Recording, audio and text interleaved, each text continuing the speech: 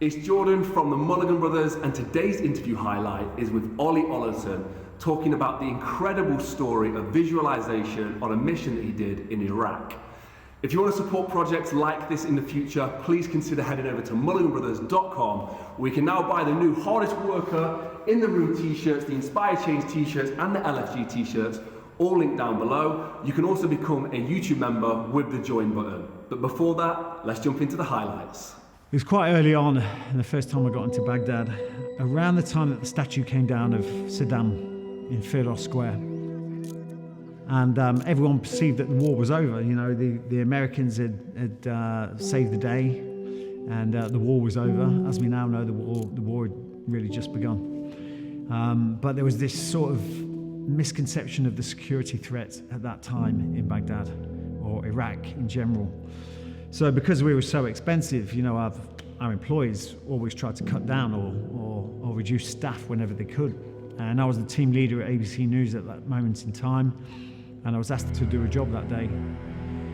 And the job was to pick up the oncoming ABC bureau chief from Jordan. Jordan is a 14-hour drive.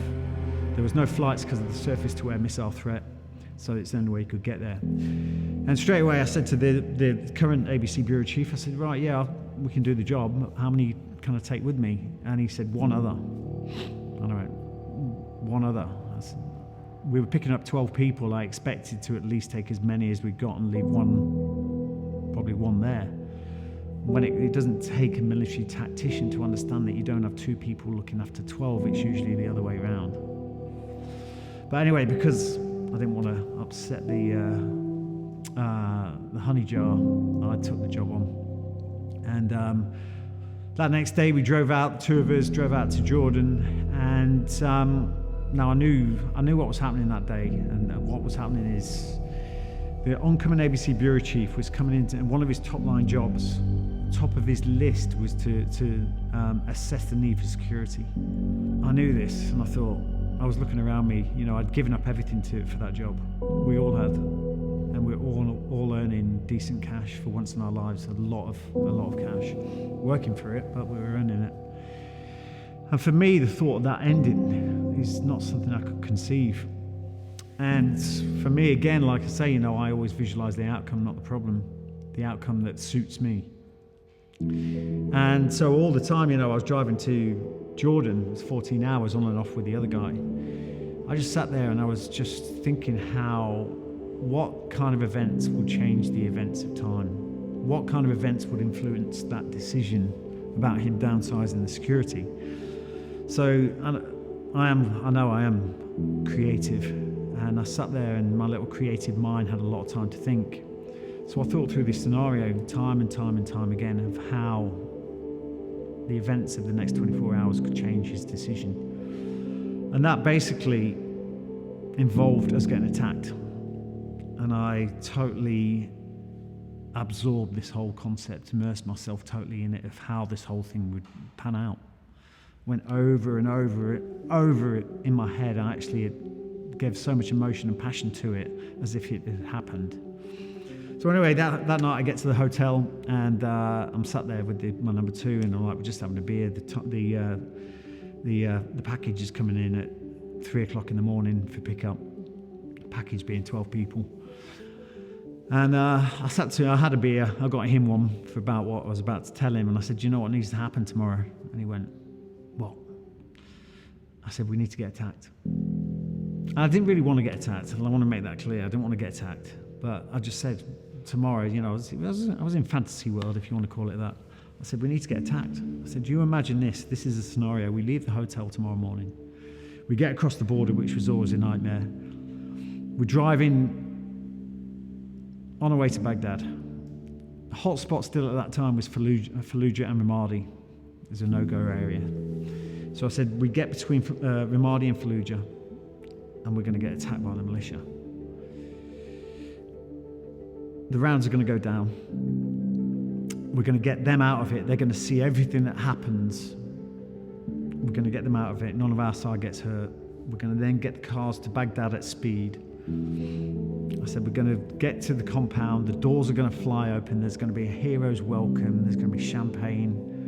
there's going to be cheers, there's going to be everything, and then we're going to get the contract signed. And he laughed, and I bought him another beer, and I was serious. I was like, that's what needs to happen. Imagine if that happened. And we talked about it. You know, I went into so much detail that even when the rounds went down in the vehicle, I could smell the cordite from the bullets. I added emotion to it. You know, at the end, I could taste the champagne. Anyway, we then woke up at 3 o'clock in the morning. The next morning, package turned up. We got into the vehicles, 3 vehicles in front of us, 1 vehicle behind it, which was ours. At that point, we never had any weapons because we're still in Jordan. And we made our way to the border. As predicted, we got to the border. Absolute nightmare. That's predictable. Just got on the other side of there. We then went off probably half an hour after the hop over the border. Pulled the vehicles over. We actually had what's known as a cache in the military. You call it cache, whatever, which is a hole in the ground where we had all our weapons dug in. So we went off to get them, dug them all out, and then we had all our weapons. So I had a little MP5 Kurtz, it was beautiful little, very handy for vehicle drills, and which sits nicely on your lap. Some people prefer lap dogs. I like a machine gun. But anyway, we then got back in the vehicles. So I had my number 2, but we got a body armour on. We got shirts over our body armour. All our vehicles are soft skin, so that means the bullets come in. They're not armoured, and civilian. And anyway, we're the back vehicle, got number 2 behind me with an AK-47. And that was it, on our way to Baghdad. Anyway, it's probably 10, 11 hours in, and we've been swapping over and stuff.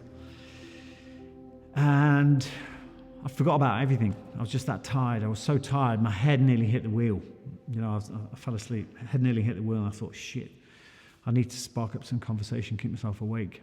So I said to the guy in the back, Dave in the back, I said, mate, when we get back, we'll have a debrief, then I'm going to get to the gym. And he went, yeah, mate, that's a good idea. I'll do the same. As I did that, I noticed something flash in the rearview mirror. It was about 4 o'clock in the afternoon. It was dusk. And there's not many cars on the road at that time anyway. It was a 3-lane highway on both sides, central reservation here. We were on the inside lane closest to the central reservation, doing about 120 k's an hour. And I noticed this flash in the headlight in the rear view mirror. And anyway, I looked again, and I could see what was clearly another vehicle flashing its lights constantly. And I sat there and I thought I was negating everything it could be, and trying to create what I wanted it to be. And at first I said, hey, Dave, stand by, there's something coming up from behind. So we had a look as well, and then we both said, look, it's probably the Americans. And they got closer and closer, and you realised it was a black vehicle, black Mercedes, and there was another vehicle further behind that. And straight away we knew it's probably not the American military. So then we thought it's another security company. So we started to think about how we're going to get out of that lane to allow these people to pass. And it got closer and closer, and then as it got probably about 20 foot behind our vehicle, I saw all the windows go down. All the windows started coming down, and you could just see down the side, as I looked, I could just see the headdress, Arab headdress, and you just see the slits of the eyes. And as soon as I saw that, AK-47s came out from every window of the car behind us. And at that point, I can remember passing the sign that said Ramadi. At that point, I was like, stand by, we've got, enemy behind. And at that point, they let out a burst of fire. Now, if you've heard an AK-47, it's quite intimidating, but when you hear 4, it's like an orchestra from hell. And at that moment, I was sat there thinking, I've got no one. I've got absolutely no one. I've got the responsibility of these 12 people in front. I've got the responsibility of the guy behind. And it was all down to me, and I was starting to get overwhelmed in that moment. And it took me to really snap out of that, because I was like lost in how overwhelmed I was, and I was starting to freeze. When I heard the gunfire, I was like, you need to do something. And I snapped out of that freeze, and at that point, it was about forgetting the responsibility of the people in front. It was about forgetting about the fear that was taking over me. It was about forgetting about what could go wrong, because that's irrelevant. That's an emotional and mental rehearsal for what you don't want to happen, so why engage in it? I had to deal with that situation. And at that moment, I knew that they were trying to get us to pull over to the side of the road. We'd heard about these attacks before. They pull them to the side of the road, they kill everyone, take all the stuff, take all the money. These ABC News, they had like camera equipment, they had wads of cash, all sorts of stuff, which they probably pinged at the customs anyway and let them know. But at that point I had to do something, and the car's right behind me. Anyway, it wasn't something I thought about, but I just told the guy to stand by, and then aggressively I turned the vehicle into the centre lane. This then left a gap on my left hand side, which they came alongside. I then increased speed to box the vehicle in behind the vehicle in front, so I had it trapped. And I can remember at that point looking down. I can remember I'm driving a vehicle, I have the MP5 Kurtz across here. I've got my hand on the steering wheel, I've got the closed window there, and I'm looking down. I see this young kid. I could tell he was young because I could see his eyes. And he had a headdress on, and his AK-47 was slowly coming down at me, but there was a moment I connected with his eyes. And I will never forget his eyes. And I've been in scrapes before, but never have I been close enough to touch someone before I've got to do what I've got to do. And I didn't want to do it. I really didn't want to do it. And at that moment, unfortunately for him, his AK-47 was coming onto my head, and so was the guys behind. And it was do or die. And in that moment, I gave the order to open fire. And as soon as I did, I popped my weapon straight onto my arm, and through the closed window, just let a burst go straight into the vehicle as I'm driving at 140 k's an hour. It was a mental moment. Bullets rained down on their vehicle, which immediately caused them to stop.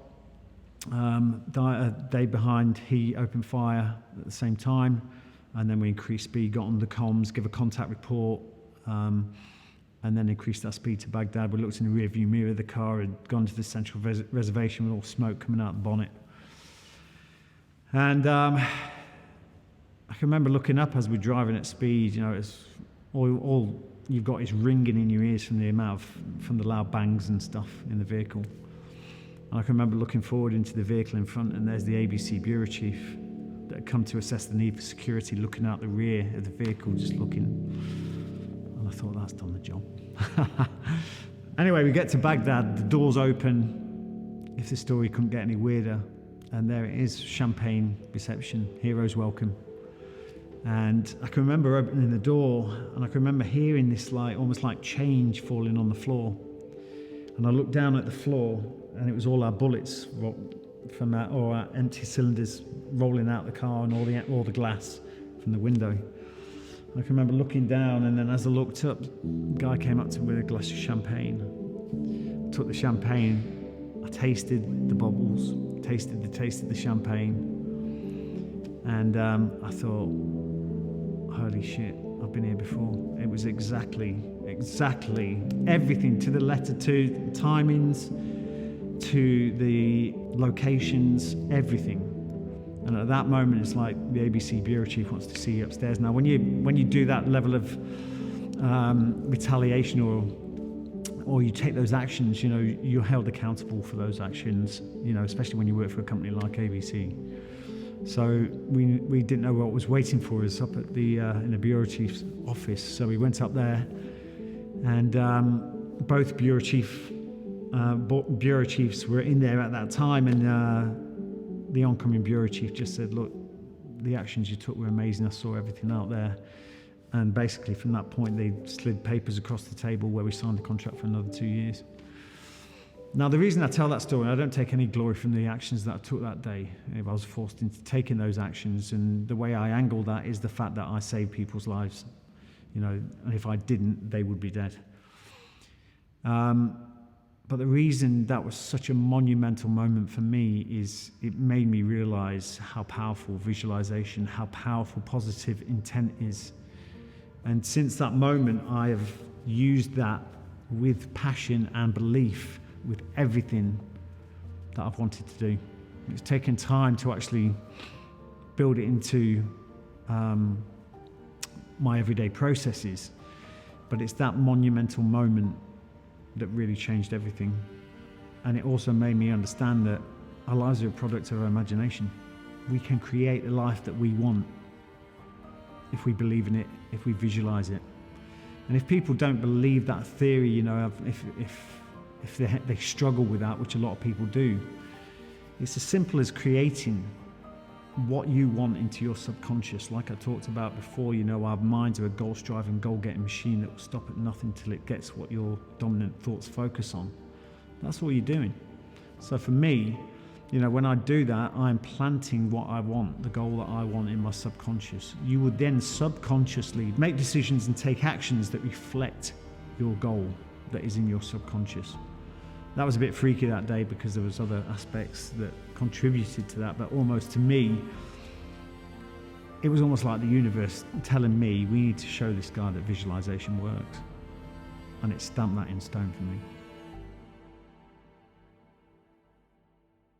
And there we go, another incredible moment from the Ollie Ollerton interview. We hope to have him back on the channel very shortly.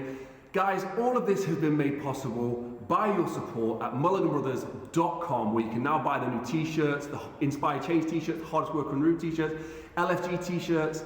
It's all linked down below, and purchasing t-shirts like that helps get our film crew to the United States, to India, Thailand, all these new places that we plan on going, to Germany. Just last week we was in Germany. We can't shoot these projects without your support, so thank you so much. You can also support the channel by becoming a YouTube member with a join button down below, where you get exclusive membership perks. But guys, thank you for that support. It means the world to us, and we have been blown away by that so far. Everybody who's bought the t-shirts, thank you again. Yeah, I don't know what to say. We're just blown away by the support. If you want to see behind the scenes, please follow me on Instagram at Jordan Mulligan Brother. For now, have a blessed and productive day. Go inspire some change, and I'll see you in the next one. Peace.